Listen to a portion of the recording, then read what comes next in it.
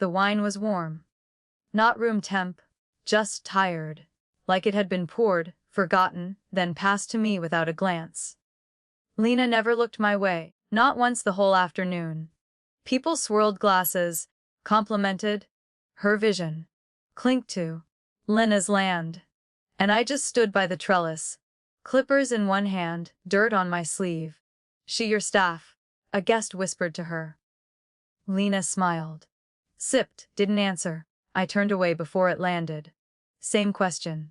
Different year. I wiped my hands on my jeans, headed to the side barn. The one with the stuck hinge and the faded lavender crate. I'd stacked that crate in 1994. Still remember the day Mom said, "It's your corner now." Not anymore. Now I just watered the soil, cleaned the gutters, took the back entrance. It wasn't hate, just erasure. Quiet, clean. After the guests left, I stayed late. Packed up trays, picked up corks. The caterer asked if I was family. I said, "Just helping." She nodded, like that made sense. My hands smelled like steel and lemon oil. The sun had dipped past the hills. Lights glowed amber across the vineyard's slope. That soft hum of dusk, like the vines exhaled. I was heading out when I noticed it. That box, back corner of the barn, half covered in burlap. Heavy wood, mahogany maybe, corners cracked. It wasn't there yesterday. I pulled it out, set it on the potting bench. Dust lifted into the light like old breath. The latch was rusted. No name on top, but a faded sticker on the side. Dionoven 2005 Legal d'Auxès. My heart stuttered. I didn't open it. Not yet. My name hadn't been on anything in years. Not the paperwork. Not the deed. Not even the email threads. Claire the caretaker. Claire the helper. Claire, the ghost behind Lena's vineyard. I pressed my fingers against the lid. Could be nothing. Could be pain. But maybe it was the piece they forgot to burn. Or maybe it was the one thing they never thought I'd find. Would you open it? Would you dare? Mom passed on a Thursday. Quiet. No drama. Just didn't wake up after her afternoon tea. I had made soup that day. Carrot and ginger, like she used to request in the fall. She didn't finish it. Lena flew in Friday morning. First class. I'd been there for 17 months. Hospital runs. Medication charts. Diaper changes. Last conversations. But Lena walked in like she'd never left. She wanted a simple service. She told the funeral director, smoothing her dress. I wasn't asked. After the burial, we all came back to the vineyard house.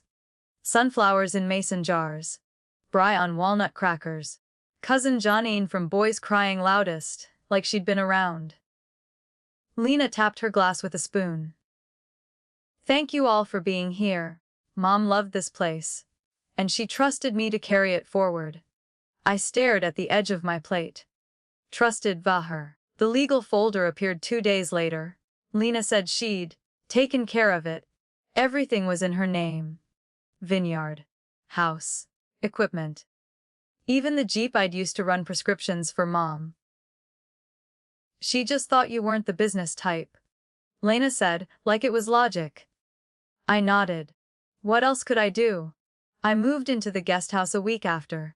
Tiny kitchen. One working burner. Musty towels that smelled like bleach and dust, but it had a door. And a lock.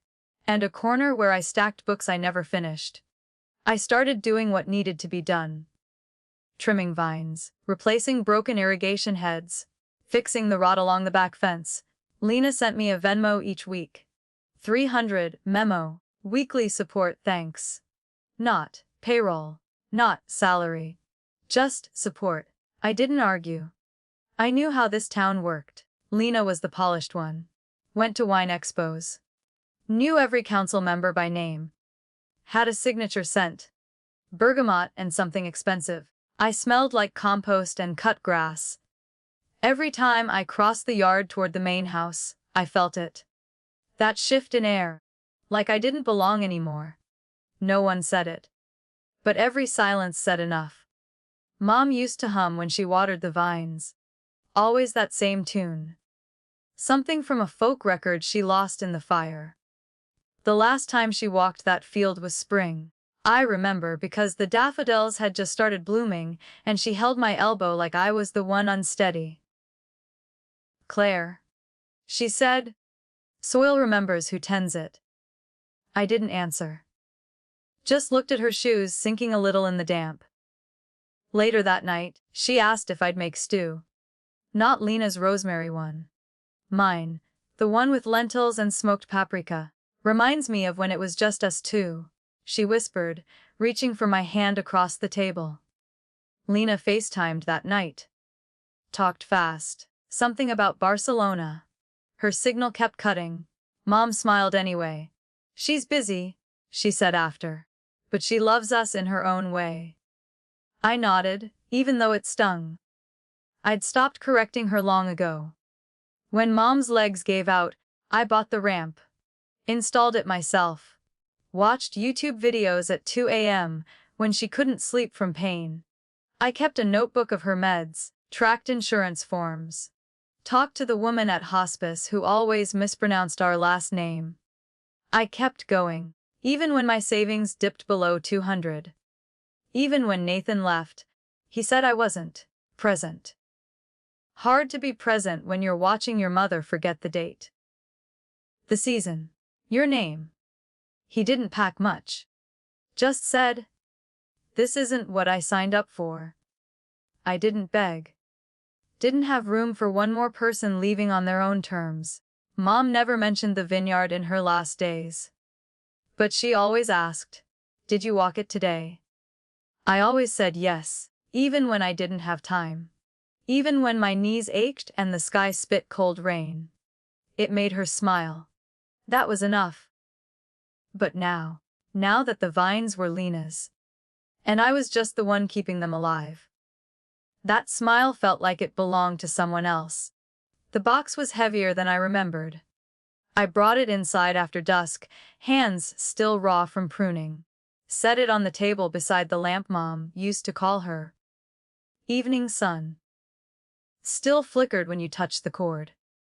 The latch gave with a soft creak. Inside, papers. Faded, smelled like cedar and something older. One envelope stood out, yellowed. Thick. Sealed with tape, not glue. On the front, Mom's handwriting as flare do no apen unless I'm gone. I didn't move. Didn't breathe.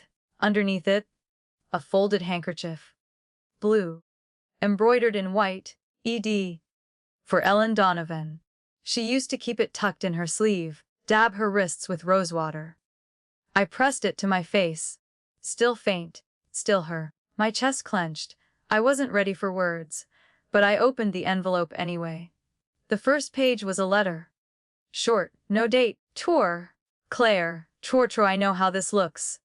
Tor, and I know what Lena thinks she's earned. Tor, but this land knows you. Tor, you gave it breath when I couldn't. Tor, I kept this quiet for a reason I can't justify now. Sir, just know, you were never forgotten. Tor, love always. Tor, Mom. My hands shook. Under it, legal paperwork. A copy of a deed. Signature from the county clerk. My name. Claire M. Donovan, Pas Clear, centered, dated June 2005. There was a small sticky note on the back. Tor, filed with Harold Kramer, Umpqua County Notary. I blinked. Harold Kramer had retired, but I remembered him. He'd come to the house once, said something about peaches on the porch. I sat down hard. Felt the edge of the table press into my ribs. She never told me. Not once. Lena had said Mom took care of it, and maybe she had. But not the way anyone thought. I looked at the lamp. Still flickering. Still here. Just like me. What would you do if the thing they said was never yours? Whispered back your name. I didn't sleep that night. The paper sat beside the lamp like it might vanish if I blinked too long. Claire M. Donovan. Right there in black ink. I read it again. Then again. The signature, the date, the seal. All real. By sunrise, I knew what I had to do. I dug out the old Rolodex Mom kept by the landline, thumbed through dusty cards. IK Romer, Heir Aldi's in blue ink, shaky handwriting. An address outside Roseburg. No email. Just a landline number, penciled in faint gray. I stared at it for 10 minutes. Then I dialed. 3 rings. Then a voice, rough but steady. Kramer. I cleared my throat. Hi, Mr. Kramer. My name's Claire. Claire Donovan. You notarized something for my mother. Ellen Donovan. Around 2005. Silence. Then, the vineyard with the crooked mailbox. Wes. Still crooked. Worse. He chuckled, low. Well, I remember her. I held my breath. I found a copy of a deed with your name and stamp, I said. I need to know if it's real, if it still stands. Bring it by, he said. Tomorrow, 10 a.m., I'll be out by the shed. Then the line went dead. I exhaled for the first time in minutes. The next morning, I drove through mist. Umpqua pines leaned over the road like old watchers. My hands gripped the steering wheel tighter than they needed to. What if it meant nothing? What if it changed everything? I parked on a gravel path lined with wood shavings. Harold Kramer's shed looked like a cabin that gave up halfway. Patchy roof. One chair. A dog bowl that hadn't moved in weeks. He was already outside, denim jacket, white stubble, coffee in a chipped mug. Claire Donovan, he said without standing. Come sit. Let's see what ghosts you brought with you. I handed him the envelope. Harold didn't rush. He wiped his fingers on his jacket, set the coffee down, opened the flap with a slow thumb. The paper unfolded soft, like it'd been read in silence before. He squinted, ran a finger under the text like he was tracing a memory. Then he nodded. Yep, that's mine. You remember this? I remember your mother. She brought me peach cobbler, said she didn't trust the mail. I let out a shaky laugh. She made 3 copies. One for you, one for her safe, and one she mailed to herself. That's what I told her. She only nodded. His eyes narrowed at the stamp. No cancellation here, he muttered, and no revocation recorded in county office last I heard. So, it's real. It's binding. I swallowed. He looked up. You didn't know. She never told me. He stared a moment longer. Some people hide truth because they love too much. Others, because they love unevenly. I folded the page back up. My hands shook. She had signed it. Made it official. But never said a word. Not when I cleaned her wounds. Not when I sold my car to cover her insurance. Not even when she whispered, "Don't let the vines die." What had she wanted me to do with this? Use it? Or bury it? I stared at Harold. Would it hold up? In court? Unless a newer will voids it. Yes. And if someone already used the land as collateral. He sipped his coffee. Then they might be building on something that don't belong to them. My pulse thudded. Lena's new expansion. The patio tiles. The wine room. The private tasting loft with skylights. Was all of it floating? Harold reached over, tapped the deed once. This was quiet, but not small. I nodded. Still couldn't speak. He didn't ask more. Didn't need to. He just leaned back, stared at the trees. Sometimes, he said, the land waits for the right person to remember who it really belongs to. The road home felt longer. Pines blurred past the window like sentries refusing to speak. I kept one hand on the wheel. The other gripped the envelope in my lap, still warm from Harold's table. Still shaking. The car smelled like old paper and pine dust. I rolled down the window halfway, let the October wind sting my cheek. She had signed it. Filed it. Then said nothing. I passed the turnoff for the post office, the gas station with burnt-out bulbs, the mailbox with our crooked flag. The vineyard came into view just as the sun slid behind the western ridge. Amber light. Rows of vines lined up like soldiers at rest. Lena's SUV was in the drive. her scarf tossed on the porch railing, always careless with endings. I didn't stop. Just circled to the back, pulled near the guest house, turned off the engine. Silence. Not even birds this time of day. I sat there. Didn't move. If I showed this, everything shifted. The tasting loft. The expansion deal. The articles in Wine Northwest. All of it. Based on a foundation she didn't own. But if I said nothing, she'd keep smiling at the board. Keep calling me. Just the help. Keep writing me checks with, "Support thanks," in the memo. No name, no title, no history. Just caretaking someone else's dream. The letter was folded again. I could feel the ridge of the seal through the paper. I thought of Mom's voice. Soft, dry. "Chore, Claire, don't let the vines die."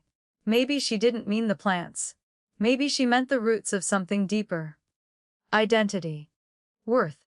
Place. I looked out across the field. I'd trimmed every row this summer. Woke before sunrise. Brushed frost off leaves with my sleeves. She never saw that. Not once. But the soil did, and maybe that was enough. Or maybe it was time. Would you act if the one thing they buried still had your name on it? Monday came with fog. Thick, low, clinging to the rows like grief that hadn't lifted. I kept my head down. Pruned row 7. Repaired the drip line behind the new patio. Stayed busy, like nothing had changed. But it had. I felt it in the soil, like the roots were holding their breath. Near the trellis, I heard voices. Lena, and a man's. I ducked behind the tasting room wall, crouched by the hose reel. "Loan cleared Friday," the man said. "You're good to move forward." "Perfect." Lena replied. "I just need those oak barrels in by next week." "You sure the title's clean?" Lena laughed. "Of course. All in my name since 2006. My fingers gripped the hose tighter. "I'll email the final draw," he said. "Get the foundation poured before frost." Footsteps. A car door slammed. I waited until the gravel settled. Then I stood, looked at the edge of the patio. New stone, leveled, marked. Right on the parcel Mom deeded to me. No fence, no survey stake, no lines. Just assumption. Lena never asked. Never checked. She just claimed it. Like always. I walked back to the shed. Grabbed the clipboard we used for daily logs. There it was. Oz Expansion Lot C Phase 2 estimated completion spring. Under it a sketch. Our old herb garden. The bench Dad built before he left. Now labeled, Guest check in area. I dropped the clipboard. Stepped back. My throat tightened. It wasn't the money. It wasn't the loan. It was the way she erased history. Quietly. Smoothly. As if I'd never been here. As if Mom had never whispered, "This part's yours, Claire." You always came back to it. I hadn't said a word. Not yet. But the silence. It was cracking. Back in the guest house, I set the envelope on the table. Didn't open it. Didn't need to. I already knew what it said. But I wanted to feel her handwriting again. Just for a second. Mom always curved her C like a music note, even when her hands trembled. I traced the letters. Then closed my eyes. We were 12 and 15 when Lena first said it. "You know he's not your real dad, right?" We were sitting on the back step, shelling peas into a metal bowl, summer air thick with bees and sweat. "What?" I asked. She didn't look up. "Your dad left when you were 2. Mine raised me." I remember the way she said mine. Not mean. Just final. I didn't cry. I didn't ask Mom, but I started watching more closely. Family pictures where I was always on the edge. Cards signed, Ellen, Lena and family. At school events, Lena introduced me as her half-sister. I never did that to her. Even when she stopped inviting me to her birthday trips. Even when Mom handed her the vineyard ledgers at 17. Said, "You're the smart one. Claire likes the dirt." I laughed at the time, but it stuck. Words have roots too. I sat on the floor now, legs folded, envelope between my palms. The heater clicked on, loud, dry. This room had no curtains. No framed photos. Just a couch from Craigslist and the quilt I stitched that winter Mom got shingles. She never used it. Too warm, she said. She gave it to Lena for her guest bedroom. Now it was back with me. Faded, but still mine. I leaned against the wall. Thought of Mom's voice. Of the way she always said, "Sweet girl," when I brought her tea. The way her eyes flicked to Lena's car whenever she pulled in. Like she didn't quite know how to reach both of us at once. Like she was always balancing. I don't think she meant to hurt me. But intentions don't keep you warm when the paper says you don't exist. I looked down. At the seal. At my name. Claire M. Donovan. Maybe I'd never belonged in their eyes. But this paper. This was the first thing that said otherwise. The fog had lifted by late afternoon. Sun spilled through the western edge, warming the soil just enough to make it smell alive. I needed air, so I walked. Past the patio. Past the crates of crushed glass and empty bottles waiting for pickup. Toward the back rows. The old rows, the ones Mom called her roots. Row 14 still leaned slightly left. I never corrected it. She said it gave the field character. I was halfway down the hill when I saw him. Marvin. Flannel shirt, wide stance. Hands in his pockets like always. He used to work with us years ago, retired after a stroke. Lived down near Eagle Creek now. "Thought I saw your truck," he said. I nodded. "You passing through?" He shrugged. "Wanted to see if the vines missed me." We walked in silence. Just the crunch of dirt. The low hum of bees coming back too early. He stopped near the stone bench. "This used to be your row," he said, tapping one of the trunks. "Still is. You used to name him." I laughed. "Yeah, Harriet Big Joe, Leela?" You'd whisper to M. Thought it was nuts. Then that harvest came in perfect. He looked at me. Serious. Land knows who's kind to it. My throat tightened. Not many remember that. I do. We stood a moment longer. Then he patted my arm and said, "You take care, Ms. Claire." No one had called me that in years. After he left, I sat on the bench. Let my hand run across the rough stone. The view from here hadn't changed. Same slope, same sky, same pull in my chest. But everything else had. My name wasn't on the newsletter. Wasn't on the contracts. Wasn't on Lena's lips when she introduced the team. But these rows knew. The leaves still turned toward me when I passed. The soil still softened under my boots. I closed my eyes. Would standing up make me the villain? The one who ruined Lena's expansion. The one who brought lawyers and questions and unearthed things meant to stay buried. Or was I just the last one left, who hadn't forgotten what this place really was, and who it belonged to? I went back that Thursday. Didn't call ahead. Just showed up on Harold's porch with 2 coffees and the same envelope in my bag. He didn't seem surprised. "Still not sleeping?" he asked. "Not really." He motioned me toward the bench. The one with 3 legs and a cinder block under the 4th. I handed him the coffee. Sat down slow. "I've been thinking," I said. "You mentioned Mom brought you 3 copies." He nodded. "That's right. 1 for her.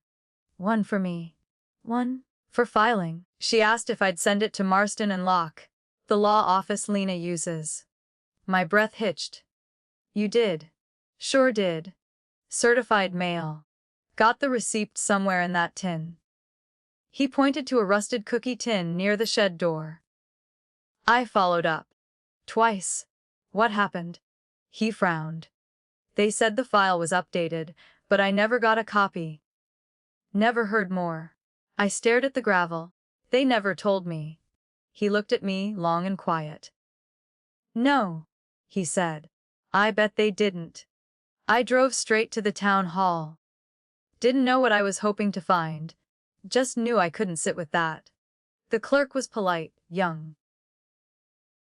Chewed her lip when she searched. No revocation on file, she said. Nothing filed after 2005. But, she turned the screen slightly. There's a note. March 2006. E-State Review deferred pending secondary document. Client advised. Which client? She shrugged. Doesn't say. Could be your sister. Could be your mom. Or both. I walked out slowly. The breeze picked up along Main Street. Smelled like baking bread and dust. I stood there, trying to feel something. Shock, anger, betrayal, but mostly stillness, like the kind that comes after a string breaks. She knew. Lina knew. And she let it sit. Let the tasting room rise. Let the tours run. Let me prune vines she didn't own. And Mom, she'd tried. She hadn't said it, not with her mouth. But she'd said it with her steps. Her cobbler. Her ink. She'd tried to make it right. And someone else made sure it stayed buried.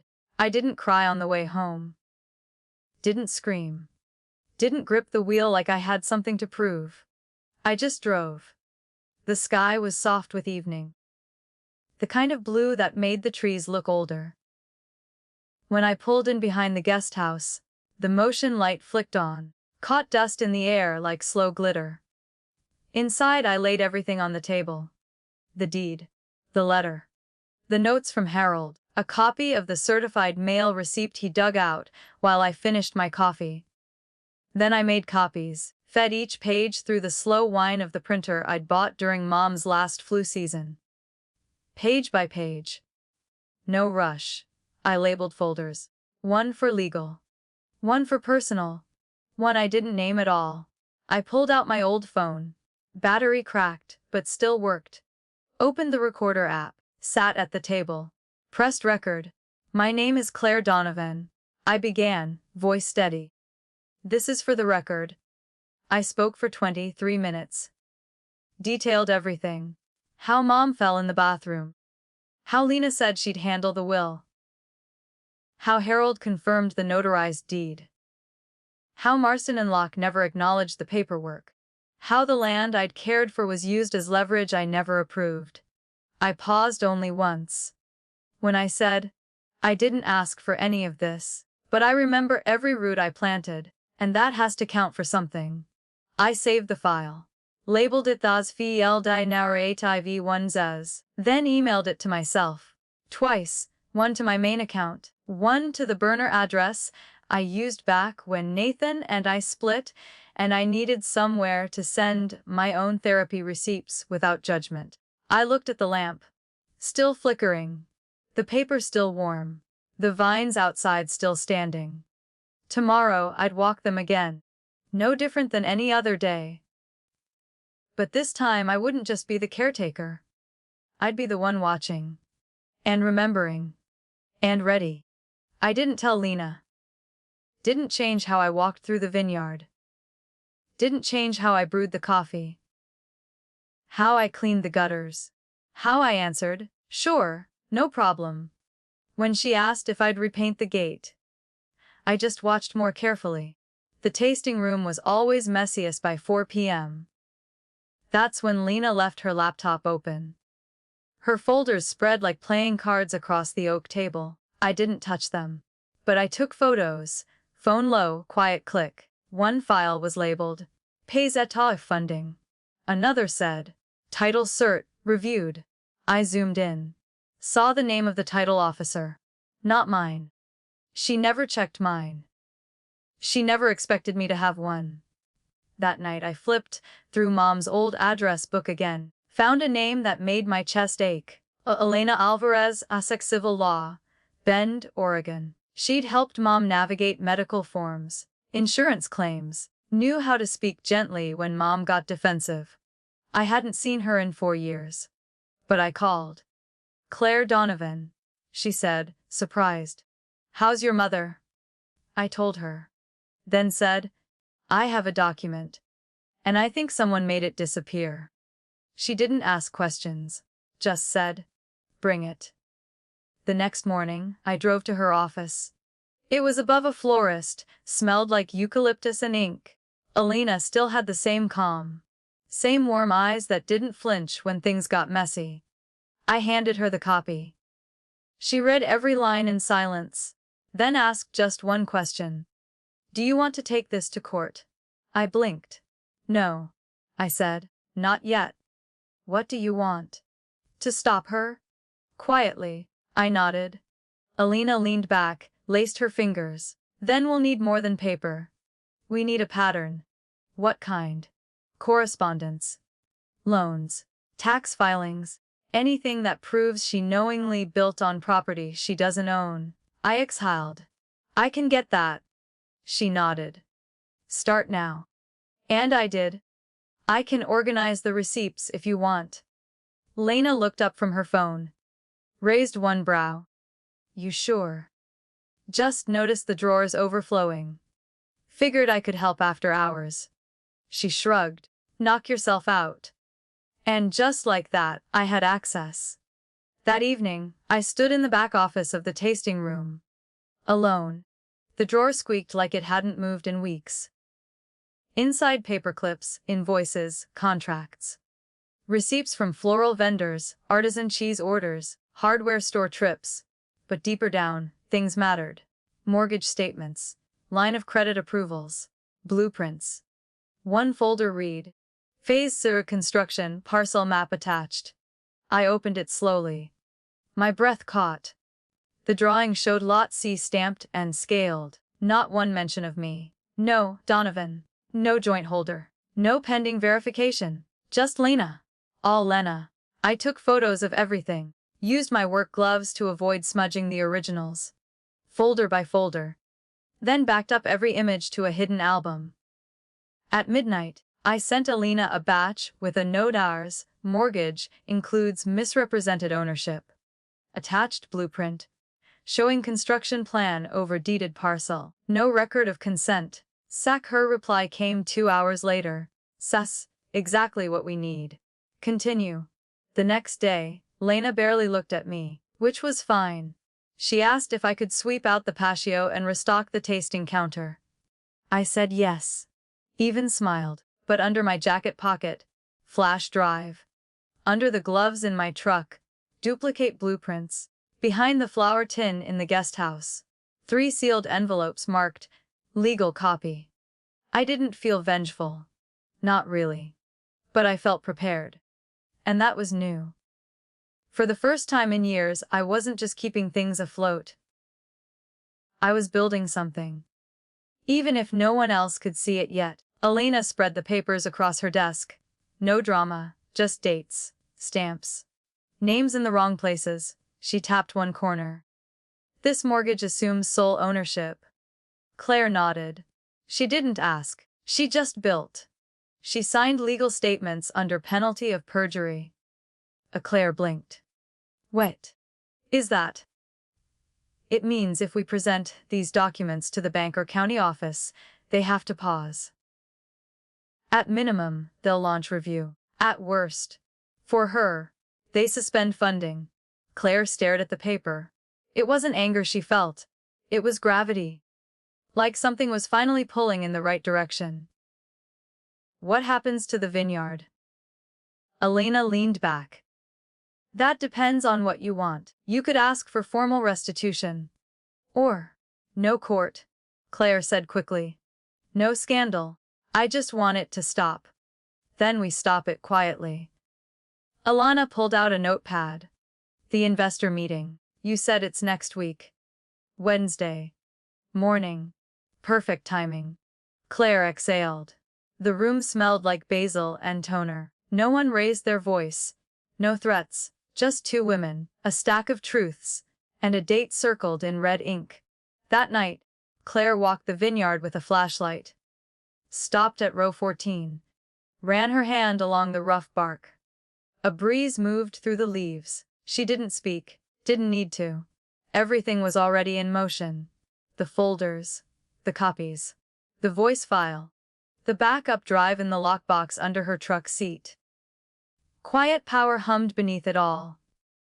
Lena wouldn't see it coming. Not because it was hidden, but because it wasn't loud. It was steady. If you had proof that someone erased your name from everything you built, would you expose them? Or stay silent? Let us know in the comments. 1. Quiet justice. 2. Let it go, you choose. Tuesday night, I didn't sleep. I boiled water for tea I didn't drink. I laid out every folder like it was a puzzle that couldn't afford a missing piece. The original deed. The certified mail receipt. Photos of Lena's contracts. The blueprint with the stamped parcel map. My recorded statement. The letter from Alana. 2 pages, sharp and spare. Clear language, no accusation, just facts. I printed 5 copies. 1 for the bank. 1 for the title office. 1 for the county recorder. 1 for the primary investor. And 1 I would carry myself. I placed each set in a manila envelope. Labeled each by hand. Then I paused. Wrote 1 final note. To Lena. Not long. Just 1 sentence. I didn't take this from you. You never had it. I signed it. Folded it. Slid it into the envelope addressed to her name. I didn't seal it yet. Didn't know if I would. Outside the vineyard slept. The porch light flickered above the tasting room, catching a moth that refused to give up. I watched it beat its wings against the glow. Then turned off the lamp. Enough light had been spilled. It was time for the truth to speak for itself. The parking lot was already full when I arrived. SUVs. Sedans. 1 black Tesla. I parked near the fence line. Dressed plain, dark slacks, linen shirt, hair pinned back. The kind of outfit people forget quickly. Just the way I wanted it. I carried no purse. Just the envelope. Inside, the tasting room was rearranged. Chairs in 3 rows. Floral arrangements on every barrel. The easel with Lena's rendering of the new guest wing. A table of sparkling rosé untouched. Lena stood near the fireplace. Tailored cream blazer. Gold pendant. The one Mom gave her for graduation. She smiled like a woman who had already won. I want to thank you all for believing in this next chapter, she said. Voice bright. No one noticed me. I took the seat in the back. Folded my hands. The investor from Portland sat 2 rows up. Harold Kim. Quiet. Controlled. He had received his envelope 12 hours ago. Next to him, Marisol Banks from the Regional Tourism Board. Her copy was hand-delivered. Both sat still. Too still. Lena clicked the slide remote. Photos of progress. Poured concrete. Imported stone. A digital mock-up of the panoramic lounge. Someone clapped. Half-hearted, she kept going. This expansion honors legacy. Community. My mother's vision. I felt the words hit the floor like marbles. No traction. No weight. The air shifted. Not with noise, but with stillness. The kind people don't plan for. The kind that means someone's reading, not reacting. Lena didn't see it yet. Not fully. She moved to the next slide. Financials. Forecasts. But someone cleared their throat in the second row. A chair shifted. Paper rustled. I watched it land in her periphery. That something wasn't right. That someone else had already spoken. Quick question. Harold Kim said, lifting his chin. Lena turned, smile still on. But softer now. Yes. Just confirming. Title on the southern lot is clear, yes. Phase tie rests entirely on it. Lena paused. Yes, of course. It's been in the family since before the transfer. Fully recorded. Marisol leaned forward. Do you have the title confirmation with you? Lena's hand hovered over the clicker. She blinked once. I can send it after this. It's all filed. With the firm. Harold didn't move. Just said, okay. But the room had shifted. Lena reached for the next slide. Then saw me. I was already standing. Envelope in hand. I didn't walk fast. Didn't need to. Each step felt quieter than the last. I stopped near the front. Held out the paper. This is the original deed, I said. Filed. Signed. Certified. Lena didn't take it. So I handed it to Harold. He read the first line. Eyes moved once across the page. Then once more. Lena's voice came out strained. Claire, what are you doing? I didn't look at her. Just said, clarifying. No heat. No accusation. Just that. The silence wrapped around everything. You could hear the hum of the cooler. The soft crack of wood settling in the beams. Marisol looked at Lena, then at me. Who holds the legal title to the expansion parcel? I answered, steady. I do. Lena stepped back, her hand dropped to her side. But Mom. She filed it, Lena. With witnesses. It was real. I nodded at Harold. She tried to make it fair. You buried it. No one moved. No one shouted. Justice didn't come with thunder. It came with facts. And timing. And one envelope they thought would stay hidden. I turned back toward the chairs. Didn't sit. Didn't need to. The room already knew. This land always did. It had just waited. For me to say it out loud. No one raised their voice. No one had to. Harold folded the deed gently. Set it on the table like something sacred. We'll need time to verify, he said. Marisol nodded. I'd like to pause further commitments until this is resolved. Lena still hadn't moved. She stood near the easel, one hand still clutching the clicker, like if she pressed forward hard enough, the truth might disappear.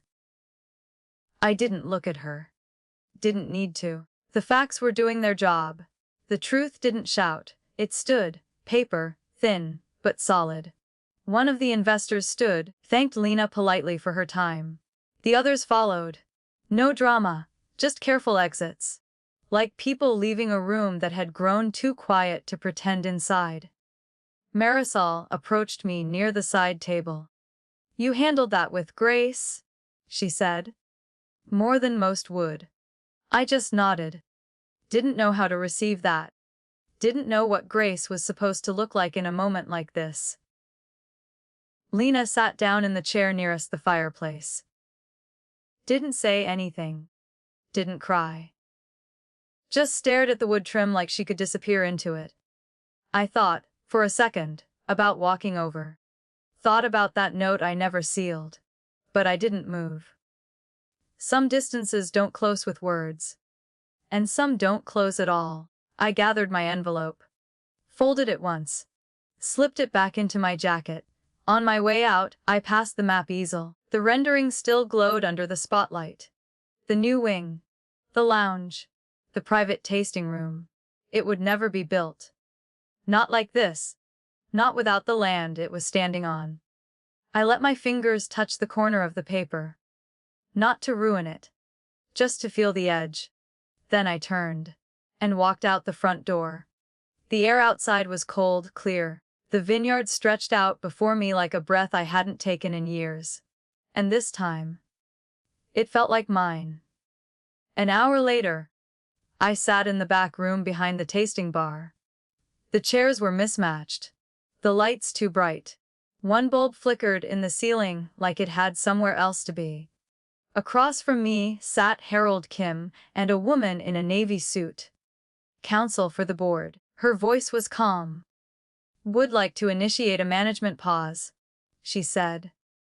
Lena will retain her equity share, but she'll be removed from operational control pending legal resolution. I didn't speak. Not yet. Would also like you, she continued, to consider stepping in during the interim. I blinked. You know the land, the history, the systems. Harold nodded. You've been running this place longer than anyone realized.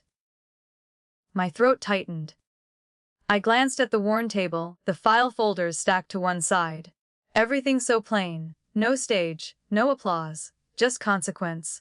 And opportunity, not revenge, something quieter, something that felt like weightlifting from places I hadn't realized were heavy.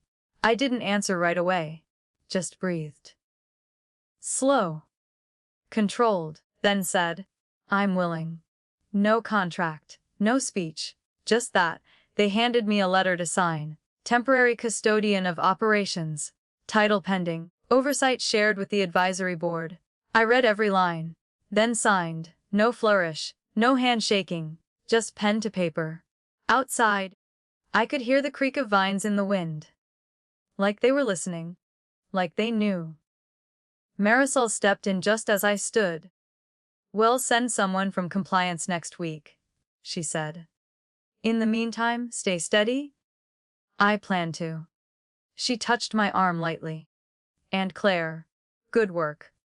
I didn't answer. Not because I didn't believe her, but because good didn't feel like the right word for any of this. Necessary. Yes, just. Maybe. But good. That would take time. The sky had turned soft by the time I got back. Not quite sunset. Not yet dusk. Just that blue, gray in between that makes the trees look gentler. I changed into an old hoodie. Pulled my boots on. Walked past the porch without turning the light on. Didn't need it. The vineyard didn't glow, it breathed. I followed the gravel path past the tasting room. Past the office door still half shut from earlier.